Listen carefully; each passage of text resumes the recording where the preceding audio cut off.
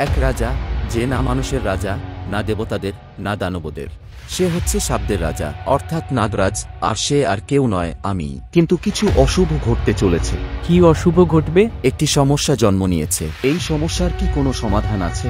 জন্ম এবং মৃত্যু, সৃষ্টি এবং ধ্বংস, সবই তার লীলা। আমি তার মৃত্যুর পথ ঠিক করেছি, সঠিক সময়ের অপেক্ষায় আছি।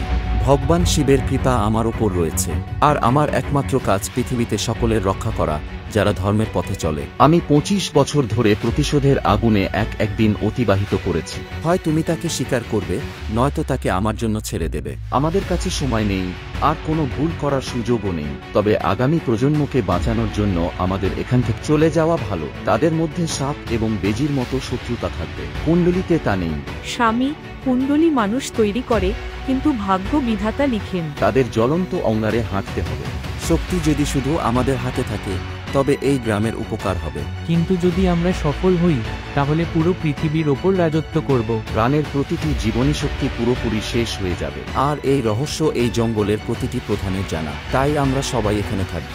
এই জঙ্গলের রক্ষা করাই আমাদের পরম ধন।